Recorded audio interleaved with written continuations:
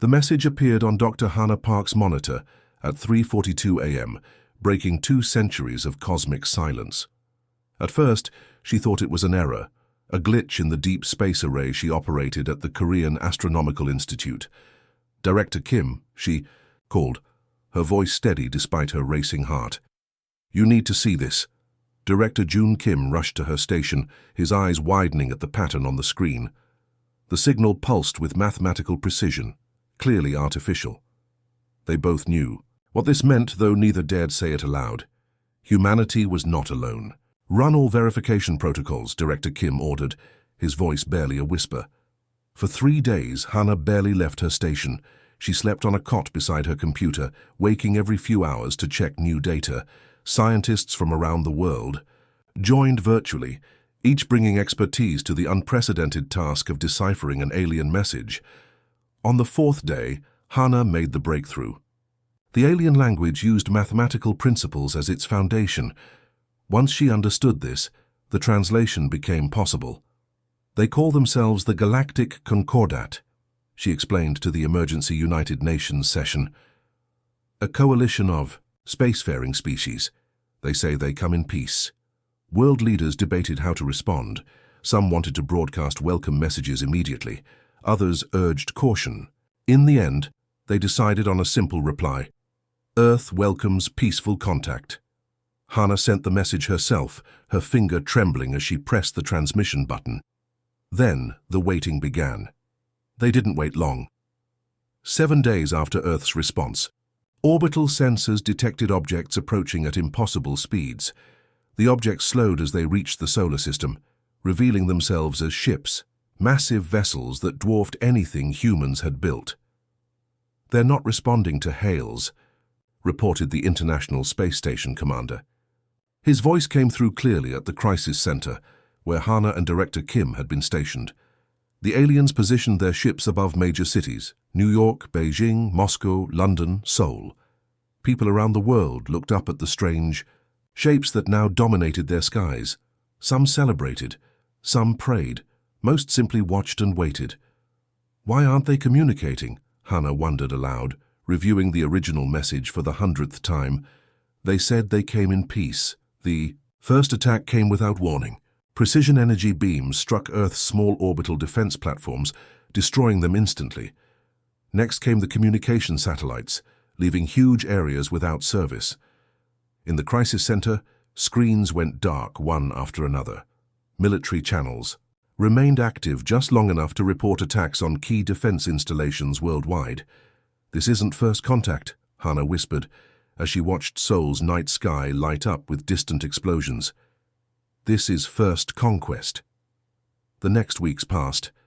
In chaos, the aliens, identified in later communications as the Vorax, expected Earth to surrender immediately. They hadn't prepared for a lengthy campaign. They certainly hadn't expected resistance.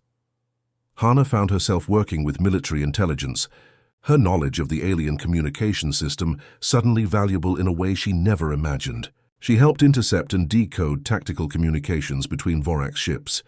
"They're surprised," she told General Min during an emergency briefing 1 month after the initial attack. "They expected us to have better technology, but less will to fight. They don't understand why we keep fighting when they believe victory is impossible." "Because we're human," the general replied simply. "We don't give up." The Vorax established bases in remote areas and launched attacks from there. But each time they struck, human forces learned. Captured technology was quickly studied and, when possible, repurposed. Scientists worked around the clock to understand alien weapons and defenses. 3 months into the war, humans scored their first significant victory.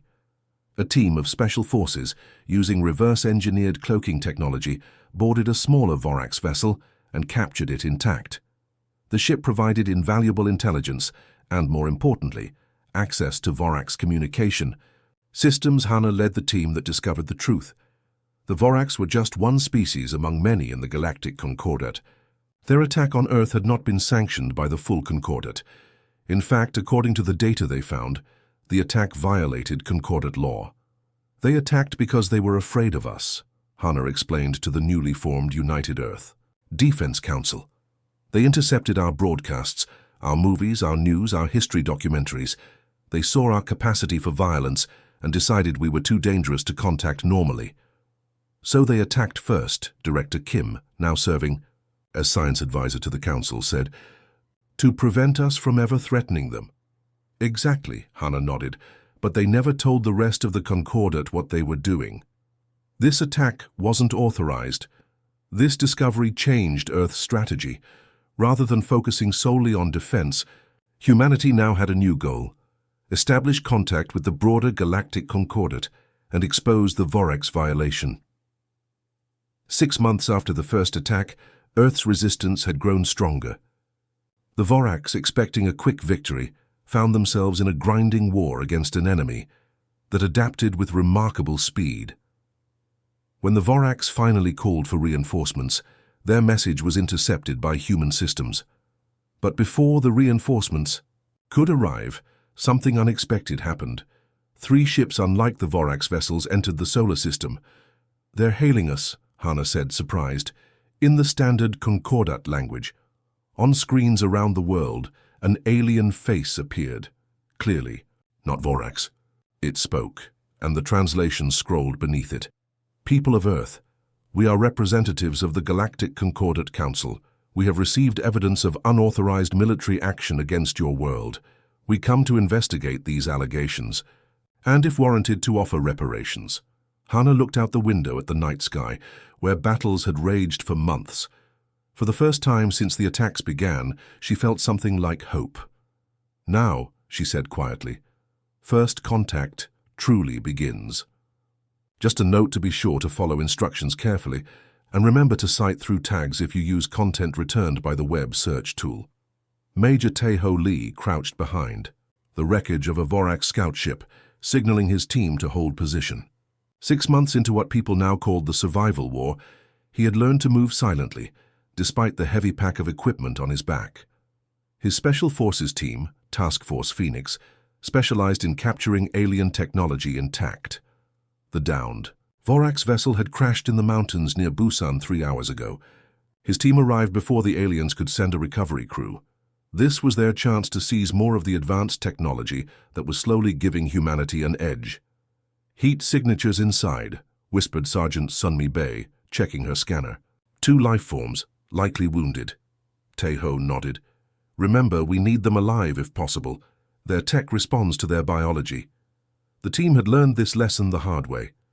Vorax weapons and control systems often had biological locks, requiring a living Vorax to operate them, or at least fresh biological samples. "Move in, Pattern Delta," Tae-Ho ordered. The 5 soldiers advanced with practiced precision. They had done this dance a dozen times before. Each carried weapons reverse-engineered from previous captures, guns that fired not bullets, but focused electromagnetic pulses that could disable Vorax nervous systems without killing them. The first alien appeared suddenly at the ship's damaged entrance, weapon raised. Sergeant Bay fired first. The Vorax soldier collapsed, paralyzed but conscious. "One secured," she reported calmly. The second alien proved more difficult. It had barricaded itself in the ship's control room and activated the vessel's remaining defensive systems. Energy pulses forced the human team to take cover. "We need that control room intact," Tae-Ho reminded his team. "Jin-Ho, can you get us in?" Corporal Jin-Ho Yoon, their tech specialist, nodded.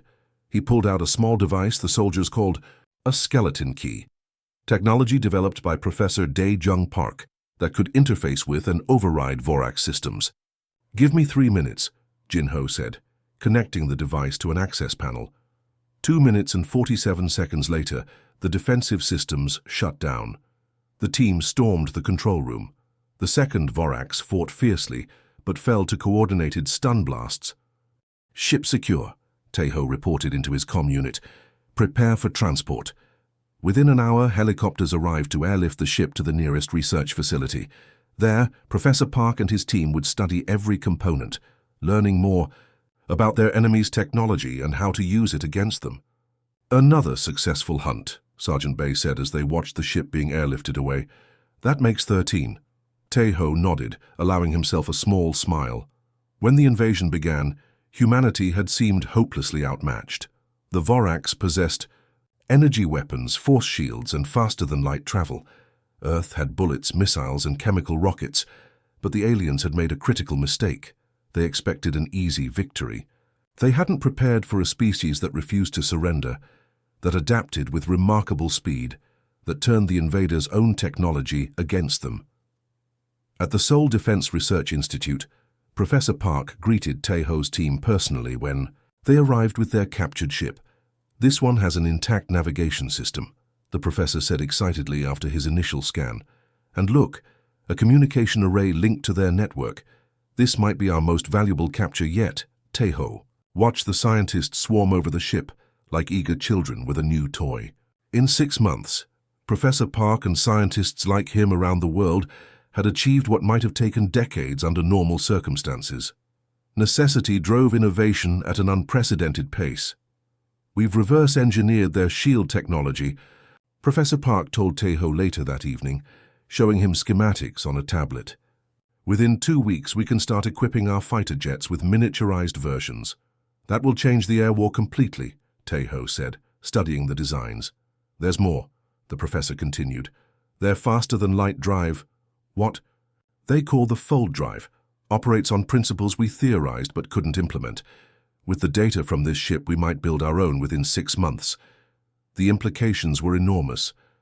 Until now, the war had been confined to Earth and its immediate orbit. If humans could travel between stars, they could take the fight to Vorax territory. The breakthrough came 3 weeks later. Working with the captured communication array, Lieutenant Minji Kang discovered something that changed everything. The Vorax aren't the Galactic Concordat, she explained during an emergency briefing attended by military leaders and scientists. They're just one species among dozens, and according to their own records, their attack on Earth violated Concordat law. Admiral Sumin Kang, no relation to the lieutenant, leaned forward. "Explain." "The Concordat has strict rules about first contact," Minji said. "No species can initiate contact with a pre-fold civilization without approval from the full council. The Vorax never sought that approval. They intercepted our broadcasts, decided we were too dangerous to join normally, and attacked without sanction. The room fell silent as everyone absorbed this information. They feared us," Professor Park said finally. "They saw our films, our news, our history, and they were afraid." "They should be," Admiral Kang said grimly. "We're not the easy prey they expected." The war had reached its turning point. In labs around the world, the first human-made ships using Vorax technology were taking shape. Defense systems based on alien designs were being deployed to protect major cities. 8 months after the invasion began, the first major counteroffensive launched. Using captured weapons and reverse-engineered shields, human forces attacked a Vorax base in Antarctica. The battle lasted 6 hours. When it ended, the base was under human control, and dozens of Vorax ships and weapons had been captured intact. The aliens called for reinforcements, but their supply lines were stretched thin. The Vorax had committed only a small portion of their fleet to Earth, expecting minimal resistance. Now they faced a species that grew stronger every day, learning their technology and tactics. In a secure bunker beneath what remained of Seoul, Taeho studied the star map captured from the Vorax command ship. It showed not just their home system, but the location of the Concordat's central worlds. "When our ships are ready," he said to Admiral Kang, "we should go here." He pointed to a system marked as a diplomatic outpost. "Not to fight, but to present our case to the full Concordat." The Admiral studied the map, then nodded slowly. "First we survive," she said. "Then we get justice." The launch bay hummed with energy as Captain Jiwoo Choi inspected her crew one final time. 18 months after the Vorax invasion began, humanity was about to take a historic step. The Phoenix, Earth's first faster-than-light vessel, stood ready for its maiden voyage. "Today, we take the fight to them," she announced to the assembled crew of 30. "Not for vengeance, but for justice." Each crew member had been selected from the best Earth had to offer. Scientists, soldiers, diplomats, all had proven themselves during the long months of the survival war. Now they would venture beyond the solar system, into the heart of Vorax territory. Jiwoo felt the weight of command as she walked the line. So much depended on their mission. Earth had fought the invaders to a standstill, but the war strained resources that were already running low. The Phoenix carried humanity's hopes for ending the conflict. Captain on deck called Executive Officer Han Bin Cho as Jiwoo entered the bridge. The 8 officers at their stations stood at attention. "At ease," she said. "Status report." "All systems green," reported Chief Engineer Soo-Jin Lee. "The fold drive is operating within expected parameters." Jiwoo nodded and took her seat in the command chair. The bridge of the Phoenix combined human design with Vorax technology. Holographic displays showed the ship's status in 3 dimensions around her. "Communications, send final confirmation to command," she ordered. Lieutenant Sang-Hoon Yoon, the mission's communications specialist, sent the message. After a brief delay, Admiral Kang's voice came through the speakers. "Phoenix, you are cleared. For launch. Give them hell." Jiwoo allowed herself a small smile. "Helm, take us out." The Phoenix rose smoothly from its underground hangar. Unlike conventional rockets, it needed no massive engines to escape Earth's gravity. Vorax anti-gravity technology made the ascent feel no more dramatic than an elevator ride. Once in orbit, navigator Min-ho Park plotted their course using star maps captured from Vorax databases. Course laid in for the Vorax border outpost. "At Proxima Centauri," he announced. "Ready to engage fold drive on your command." Jiwoo took a deep breath. This was the moment of truth. The fold drive had been tested unmanned, but this would be the first time humans traveled faster than light. "Engage," she ordered. The stars outside the viewport stretched into lines, then vanished completely as the Phoenix entered fold space. The journey to Proxima Centauri, over 4 light years, would take just 6 hours. During the transit, Jiwoo called her senior staff to the conference room to review their mission. "Our objective is the Vorax border outpost," she reminded them, pointing to holographic maps. "Intelligence suggests it's lightly defended, as the Vorax have committed most of their forces to Earth." "What exactly are we looking for?" asked Security Chief Jun Seo Kwon. "Access to the Concordate's communication network," Jiwoo replied. "We need to broadcast evidence of the Vorax's illegal attack on Earth to the wider galactic community." The ICE plan was risky but straightforward. Infiltrate the outpost using stealth technology, secure the communication hub, and transmit their evidence. Then, if possible, retreat without engaging the enemy. 6 hours later, the Phoenix emerged from fold space near Proxima Centauri. A small artificial structure orbited the red dwarf star, the Vorax outpost. "No signs they've detected us," reported Sensor Officer Yoon-ji Shin. "Stealth systems functioning perfectly." Jiwoo nodded. "Begin approach. Boarding team, prepare for deployment." Security Chief Kwon led the boarding team. Using personal stealth fields reverse-engineered from Vorax technology, 10 soldiers boarded the outpost undetected. Jiwoo watched their progress through helmet cameras. The operation went smoothly until they reached the central control room. A Vorax officer spotted one of the soldiers and raised the alarm. A brief firefight erupted. "Secure the communication." "Hub," Kwon ordered over the comm as energy weapons fired in the background. "We need 5 minutes." Lieutenant Yoon joined the boarding team remotely, guiding them through the alien systems. "I need a Vorax to unlock this terminal," he said. "Chief." Kwon dragged an unconscious Vorax officer to the console and pressed its hand to the surface. The system activated. "I'm in," Yoon reported. "Downloading now."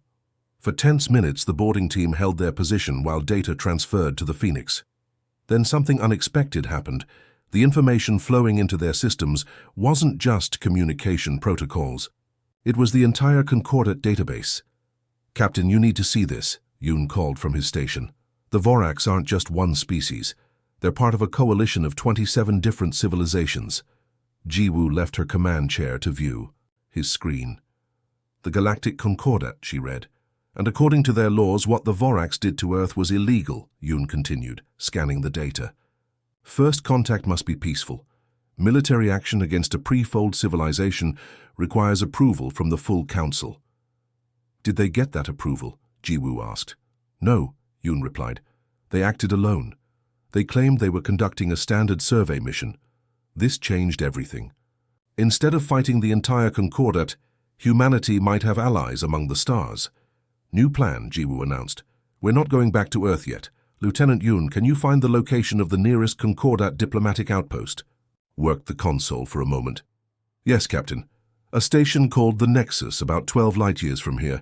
Set course, she ordered, and prepare a complete report of everything we've learned. We're going to present our case directly to the Concordat. What about the Vorax? Asked Executive Officer Cho. When they discover what we've done here, they'll send ships after us. Then we'll have to be quick, Jiwoo said. The Phoenix is faster than anything the Vorax have. We can reach the Nexus before they can stop us. The boarding team returned to the ship, bringing crucial data and 2 Vorax prisoners. Within 30 minutes, the Phoenix was back in fold space, headed for the Nexus. As the ship traveled, the crew studied the Concordat records intensely. They learned about the 27 member species, their technologies, and their political structures. Most importantly, they learned about the council that governed interspecies relations. The Vorax hold a seat on the council, Yoon reported. But they're not the most powerful faction. If we can present our evidence to the full council, other species might support our case. Jiwoo considered this information as she stared at the tactical display showing their course to the Nexus. The mission had evolved from a simple strike to something far more important. Humanity's first diplomatic contact with the wider galactic community. Prepare our evidence, she told her officers, and ready the diplomatic team. When we reach the Nexus, we'll need to make a compelling case. The Phoenix raced through fold space, carrying not just weapons, but truth, humanity's most powerful counterstrike against their attackers. The Nexus hung in space like a massive jewel, its curved surfaces reflecting the light of nearby stars. Representative Minji Kang stood on the observation deck of the Phoenix, taking in her first view of the Concordat's diplomatic station. After traveling through fold space for 3 days, they had arrived at the heart of galactic politics. "It's beautiful," she whispered. Captain Jiwoo Choi nodded beside her. "And heavily defended. I count at least 30 patrol ships." Minji swallowed hard. Until 2 weeks ago, she had been a lieutenant working in Earth's defense forces. Now, she led the 5-person team chosen to represent humanity before the Galactic Concordat. "Are they responding to our hails?" she asked. "Nothing yet," Jiwoo replied, "but they haven't shot at us either, which I take as a good sign." The Phoenix maintained a respectful distance from the Nexus. They broadcasted peaceful intentions on all frequencies Lieutenant Yoon had identified from the Concordat database. They waited. After 3 tense hours, a response came. "Unknown vessel," a voice stated in the Concordat standard language, which Yoon translated for the crew. "You are not registered with the Concordat. Identify yourselves." Minji stepped forward. "This is Representative Minji Kang of Earth.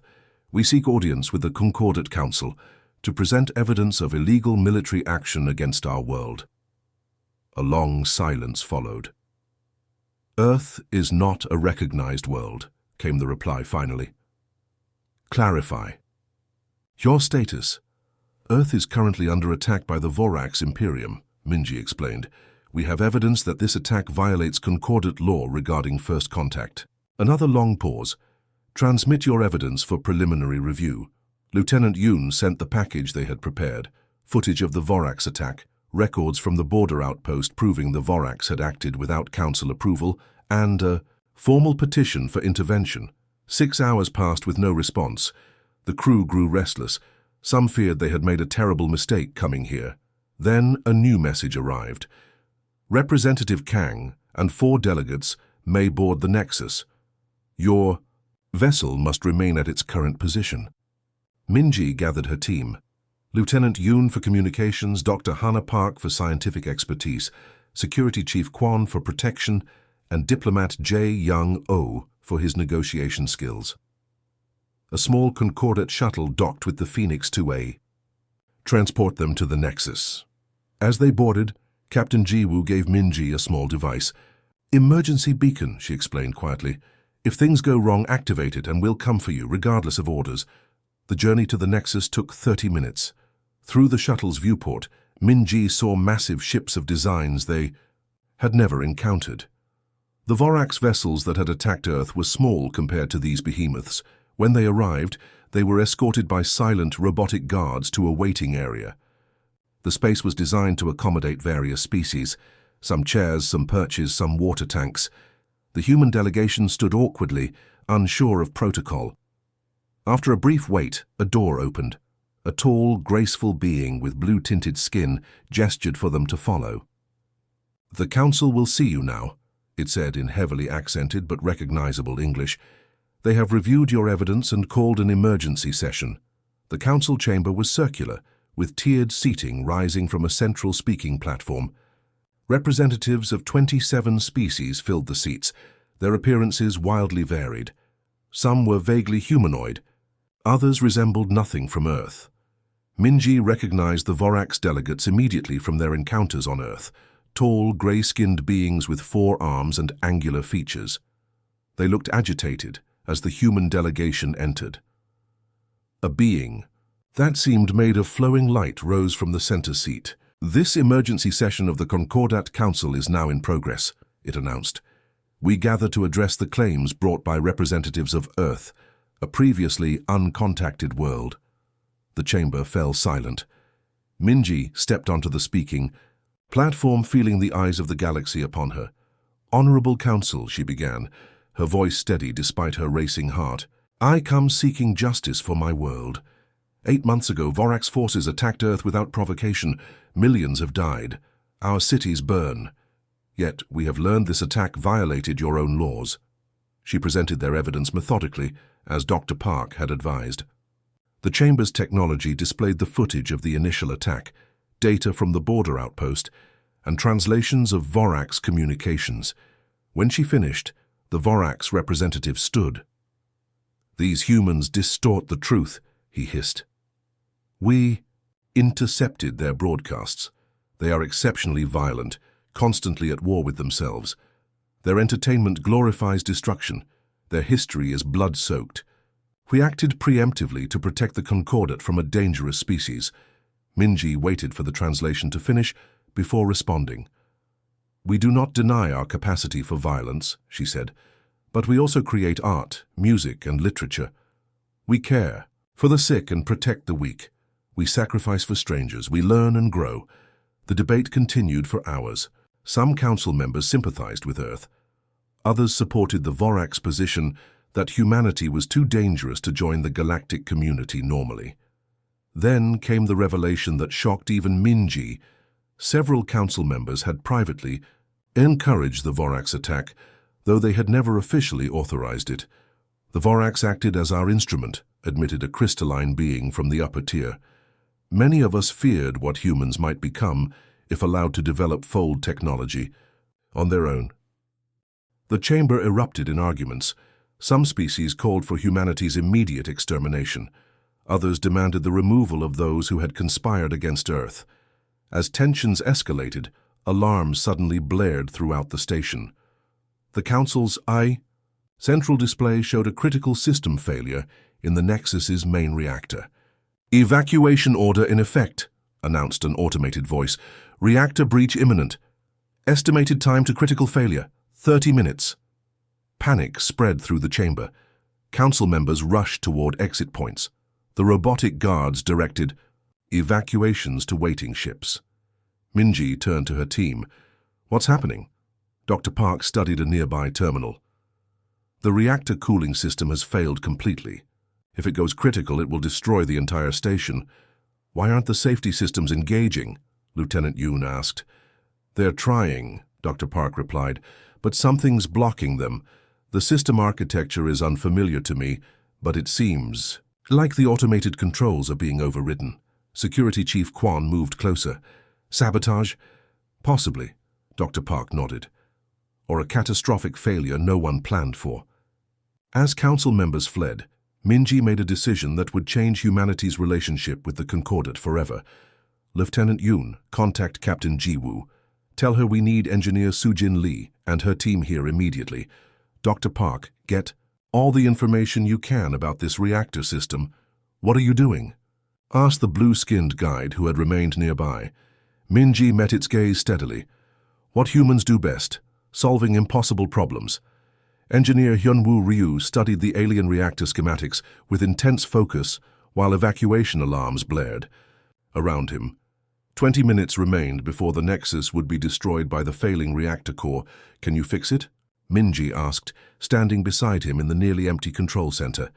Most of the Concordate engineers had already fled to evacuation ships. Only a skeleton crew remained, along with the human delegation and the emergency team. Captain Jiwoo had rushed from the Phoenix. "Maybe," Hyunwoo said, not looking up from the display. "The design is different from anything I've seen, but the principles are similar to what we learned from Vorax technology." He pointed to a section of the schematic. "The coolant system is failing because these control nodes are locked in a feedback loop. If we can reset them manually, we might stabilize the reaction." "Might?" asked Security Chief Kwan. "It's that or watch this station explode," Hyunwoo replied, "and potentially lose our best chance for peace." Minji nodded. "Do it." Hyunwoo gathered his team of 3 engineers and 2 technicians. "We'll need to access 3 different control points simultaneously," he explained. "The radiation levels are already dangerous, so we'll have 15 minutes maximum before we need to evacuate ourselves." The plan was risky. The control points were spread across different sections of the massive station. Each team would need to reach their assigned location, make the necessary adjustments, and get out before radiation exposure became lethal. As they prepared to leave, the council elder, the being made of flowing light, approached Minji. "Why do you stay?" it asked. "This is not your station, not your responsibility." Minji met its gaze, though looking directly at the luminous being made her eyes water. "Because thousands will die if this station is destroyed. Because we can help. That's reason enough." The elder studied her for a long moment, then nodded. "I will remain as well." The teams deployed, racing through emptying corridors. Hyunwoo led the first team to the primary control node near the reactor core. The radiation levels there were highest, and they wore protective suits scavenged from Concordate emergency supplies. Dr. Park led the second team to the environmental systems hub, where they would reroute emergency power to the cooling systems. Once the control nodes were reset, Lieutenant Yoon took the third team to the computer core, where they would need to override the safety protocols that had been locked down. Minji stayed in the control center with the elder and 2 remaining Concordate engineers, coordinating the teams. "Team 1 in position," came Hyunwoo's voice over the comm system. "Beginning override sequence. Team 2 ready," reported Dr. Park. "Team 3 standing by," confirmed Lieutenant Yoon. Minji watched the station's status displays as the 3 teams worked simultaneously. The reactor temperature continued to rise, but more slowly now. "Something's wrong," Hyunwoo called suddenly. "The manual override isn't responding." Minji looked to the Concordate engineers for help. "The system requires biometric authorization," one explained. From a council member. All eyes turned to the elder. "I cannot leave the control center," it said. "The radiation would destroy my physical form instantly." The countdown showed 12 minutes remaining. "Then we need another solution," Minji insisted. "There must be another way to reset the system." One of the Concordate engineers hesitated, then spoke. "There is a bypass protocol, but it's never been used in an emergency. It would require reconfiguring the entire power distribution network while the system is still running." "Can it be done?" Minji asked. "Theoretically," the engineer replied, "but it would require precise timing between all 3 teams." "Explain it," Minji commanded. Once she understood the process, she relayed the new plan to the teams. What followed was a perfect demonstration of humanity's greatest strength, adaptation under pressure. The 3 teams worked in concert, making adjustments with split-second timing. When one approach failed, they immediately tried another, rerouting power from life support to emergency cooling, Dr. Park reported. "We'll have only minimal air circulation for the next hour. Bypassing security protocols now," Lieutenant Yoon called from the computer core. "I need 30 more seconds." "The radiation is spiking," Hyunwoo warned from the primary node. "We have to finish this quickly." Minji held her breath as she watched the reactor temperature readings. For a moment they continued to rise, then they plateaued. "It's working," she exclaimed. The 3 teams completed their final adjustments. Slowly, the reactor temperature began to fall. The automatic systems came back online, one by one. "Reactor stabilizing," confirmed one of the Concordate engineers, wonder in his voice. "Emergency protocols engaging." Minji exhaled for what felt like the first time in hours. All teams returned to the control center immediately. When the teams reassembled, the station was secure. The evacuation order had been cancelled. Concordate. Ships that had fled were returning cautiously. The Elder addressed the exhausted humans directly. "How you risked your lives for a station that is not yours, to save beings who are not your kind." "That's what we do," Minji replied simply. The council reconvened the next day. The chamber was unusually quiet as the Elder called the session to order. "We gathered to continue our discussion of Earth's petition," it announced. "But first we acknowledge a debt. The humans before you saved this station and many lives yesterday." The Vorax representative rose. "One act of heroism does not erase the danger humans pose. Their history is their own," interrupted a representative from a species that resembled giant butterflies. "As is ours. Who among us has a peaceful past? Who can claim their civilization never knew war?" One by one, council members spoke. Some remained fearful of humanity's potential for violence.